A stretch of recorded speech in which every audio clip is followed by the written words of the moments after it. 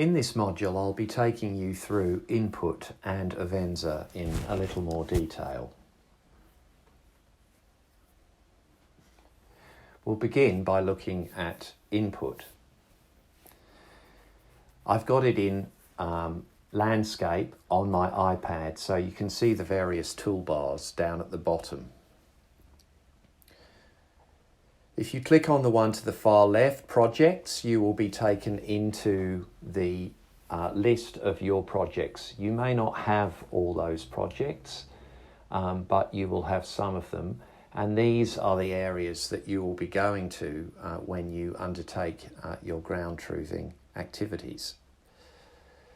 In this particular folder, we have a range of different areas, including Richmond Range. Richmond Range is a project that all of you can join up to. You just email me your username. If we look at Richmond Range, we can see we've got images from 91, 97, just before the plantation was established. The Department of Primary Industries layer, which is late 90s to the early 2000s, and also Richmond Range as a Google image as well. If I recall correctly, the image that we have up at the moment is the Department of Primary Industries image. And then we can go and have a look at the 1997 year, just before the plantation was established.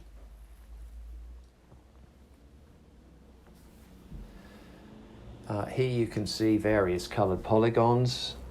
The polygons have been imported as a KMZ from the work I've been doing on Google Earth Pro, and then I've saved my place as a KMZ file. The areas in red are the remnant native forest, all of it as it existed in 97. The teal or cyan blue are plantation subunits that contain native forest and were not converted at any stage or have regrown as native forest but were not planted.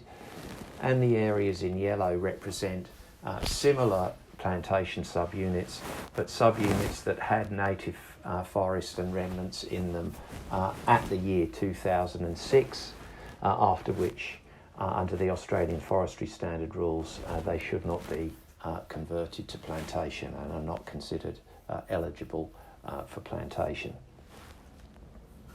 And then the two compartments in magenta or pink up at the top there, they are plantation subunits that we specifically want to investigate when we go into the field.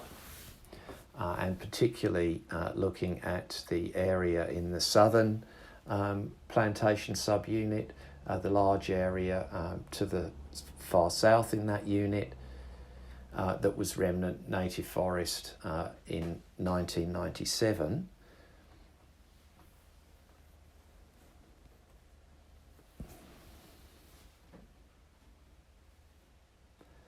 And here is that same area again using the Google imagery by pressing on map themes down at the bottom right there, and you can see the difference in the structure of the canopy to the area outside the red boundaries and further to the south, which is more even and striated or in lines. And then here you can see the same image as the DPI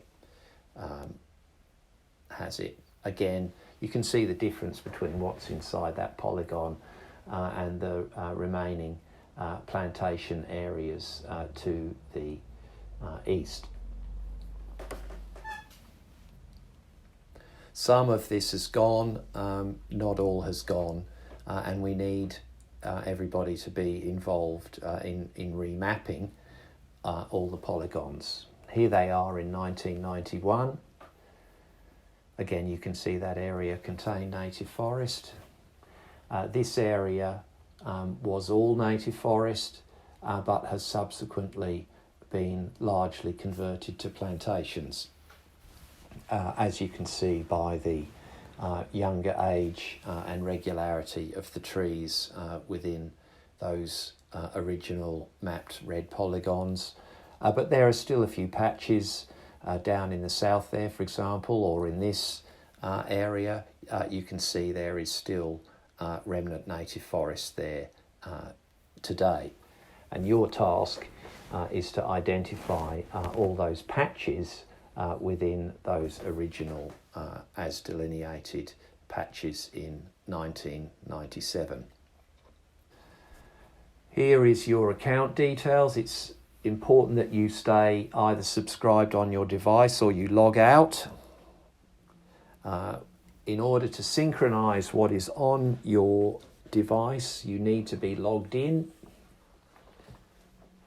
and that data is put on the central server so that we have records of all your activities and sites, which go into the main data storage of all the areas that we have been working on and which you will be visiting in the field with this app. This is the original black and white historical aerial photography in Orara East from 1984, just a few years after the plantation was established. The teal polygons are areas of remnant native forest within the plantation that have been identified using this imagery, this rectified imagery. We're now focusing on a particular polygon. The area delineated in red has subsequently been cleared. And now we're heading off to Conglomerate State Forest, which is a large area and has several years of the underlying historical imagery maps. 1974, in this case, for the bottom area in the south, off an area called Parbury Spur Road. Here you can see the area in red is the original remnant forest as delineated in the photo, and the areas in blue are those areas that were cleared as part of the most recent forestry activities in 2020. Those dots within this particular cleared area represent sites where we've either taken a record or taken a photograph. In this case, these were just records.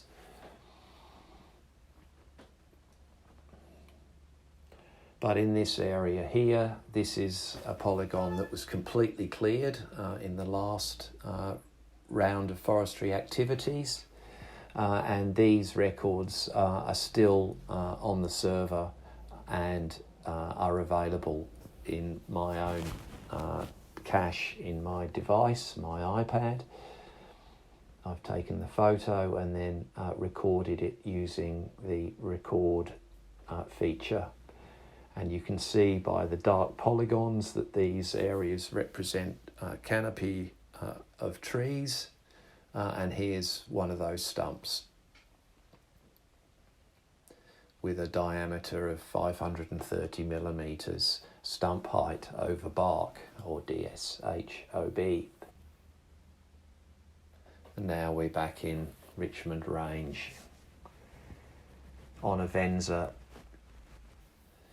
So now we'll do the same again, except this time we'll use Avenza. Avenza is another system that can be used offline on the basis of topographic maps.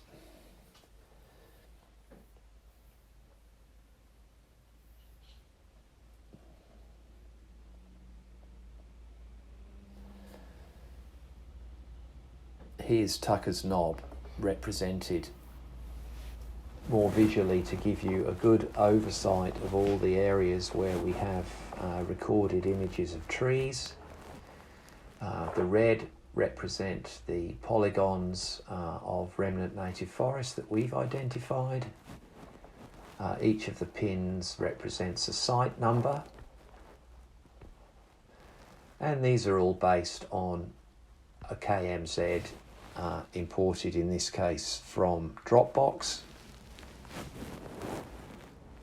And I'm now showing you within Avenza how you can turn off different layers. So I've just turned off regrowth and the site pins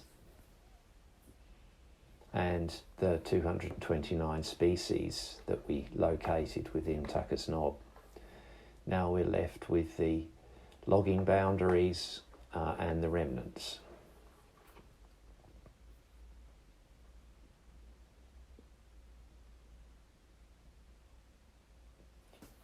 And just a close-up of some of the remnants here.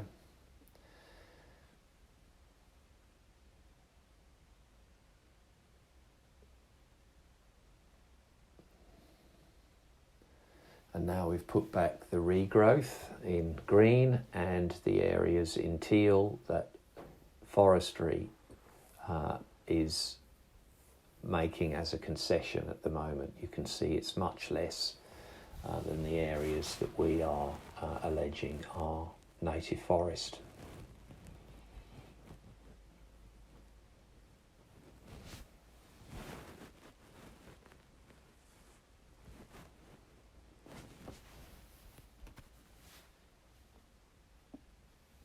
And here's the little blue dot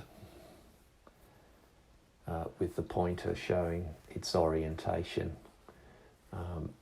at my house in Bellingen.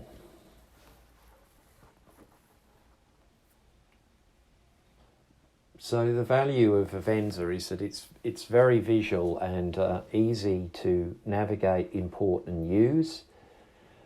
It focuses more on that kind of larger scale imagery of polygons and is less specific work than you would use in Input, which is based on the historical aerial photography. So here we are in Orara East, a similar exercise, but here we've got both the original unrectified polygons in red that were first sent to forestry as a preliminary advisory, and the areas in teal are the rectified, fully correct geolocated polygons. They're not that different in some areas, as you can see. There are some removals and some additions. And interestingly, forestry has gone and logged some of the areas that we did not first identify in the unrectified images and have now gone back and logged some of the actual rectified polygons that I had provided them subsequently. Here we are back in Conglomerate with the same exercise again, where we've imported those KMZ files. In this case, the records that we've taken are of images that are geolocated of original trees that have been logged. So they're basically hyperlinked to my own image files on my iPad. And now we're back in Richmond Range on Avenza